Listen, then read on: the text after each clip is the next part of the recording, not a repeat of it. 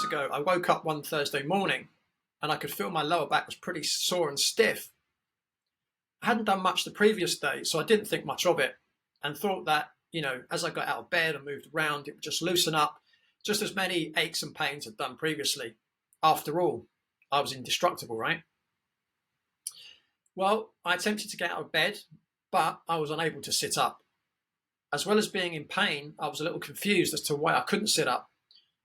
And then I remembered an old trick from my cricketing days when I'd wake up on a Sunday morning after having bowled 30 plus overs the day before during the first game of the season, usually without an appropriate pre-season due to the football and cricket seasons often having a little overlap.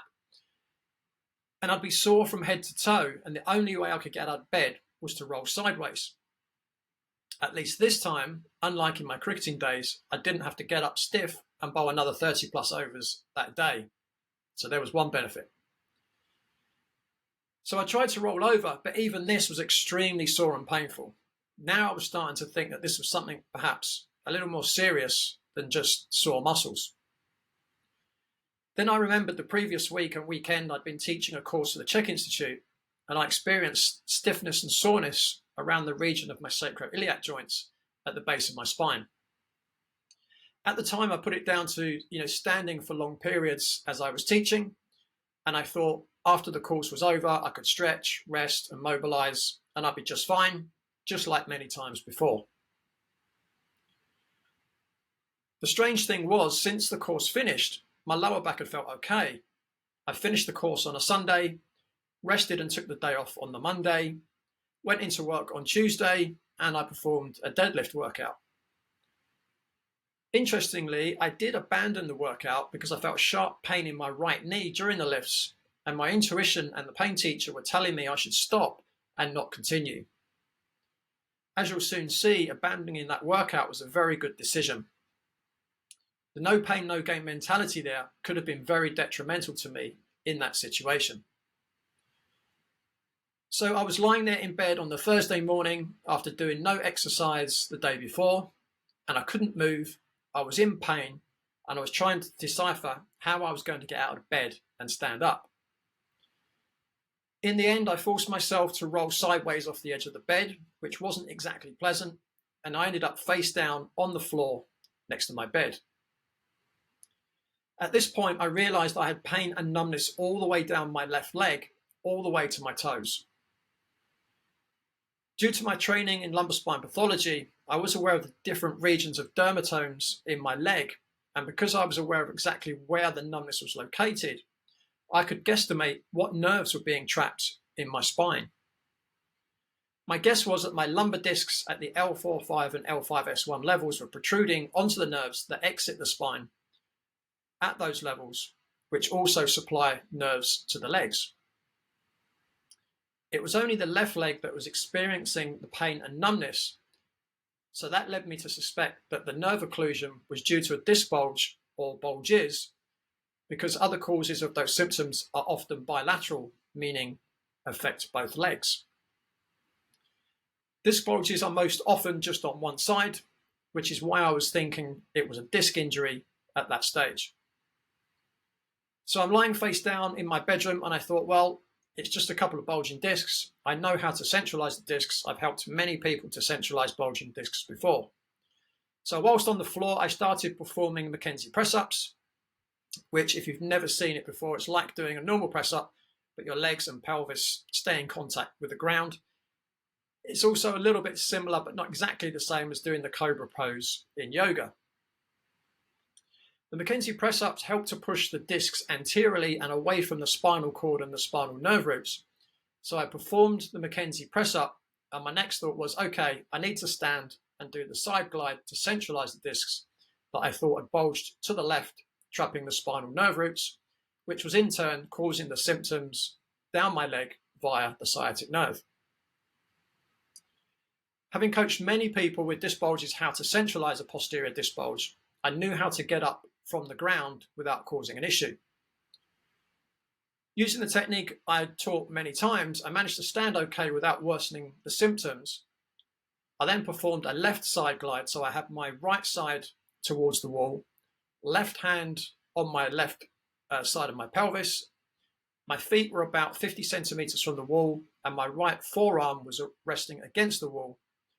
I then pushed my pelvis towards the wall multiple times in an attempt to centralize the discs.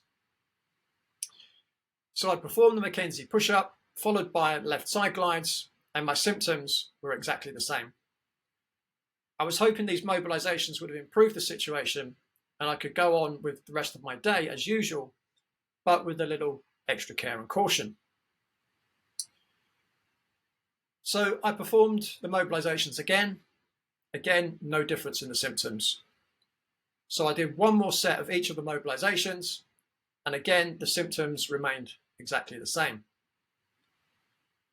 Realizing that doing the same thing over and over and expecting a different result was not wise, I gave up on the mobilizations, and it was then it dawned on me that my injury was much worse than I'd originally realized and perhaps hoped. Several emotions then came over me. Possibly the strongest emotion at that point was embarrassment. Here I was, someone who had helped many people overcome lower back injuries, and the most common of those were disc herniations, and I was standing there suffering from that exact same injury. How could this have happened, I thought? Surely I should know better.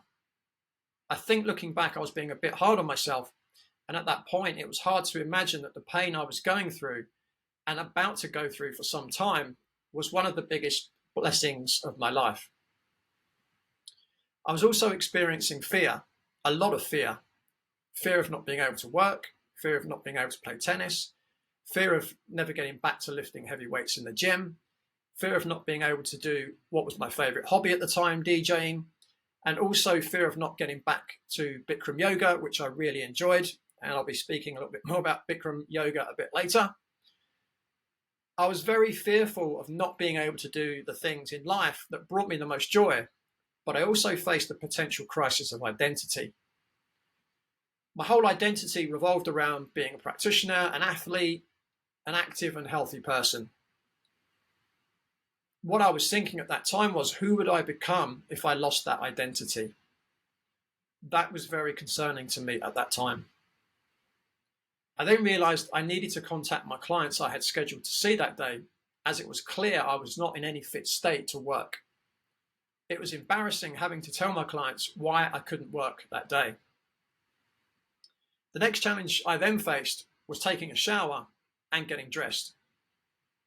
Just lifting up my leg to get in the shower had to be performed with very specific technique so as not to inflict shooting pains from the lower back all the way down my left leg. Standing upright wasn't a problem, but the slightest bending forwards of the spine or bending to the right sent the pain shooting along the sciatic nerve. The other thing I had was a dropped foot, so I couldn't dorsiflex the ankle. So dorsiflexion is when you lift your foot and toes upward towards the front of the knee. This made walking very difficult. I had to drag my left leg along the floor as I couldn't lift it from the ground due to the muscle weakness caused by the entrapped nerves. The next thing I realized was that it was impossible at that stage to put shoes or socks on. Because you have to have some degree of flexion or bending forwards of the lower back to reach your feet, this was simply not possible due to the pain it caused. Luckily, this event happened in June and the weather was warm, so I was able to wear Birkenstock sandals as I could just slip them on. Another thing that was impossible was sitting. It's amazing how we take something like sitting, that's something so simple, for granted. When you can't sit, life can become very challenging, especially if you want to rest. All these challenges I faced were also blessings. These challenges forced me to live through what my clients had to live through. I had to work out ways to get into the shower or put underwear on or put shoes on or put socks on, or just getting into a comfortable position to relax was a steep learning curve. I felt I learned more about lumbar spine pathology by going through the process than I did going through extensive training I received on spinal pathology. It made me much more empathetic when working with clients, more knowledgeable about the advice I was giving, more tricks up my sleeve, and ultimately a better practitioner.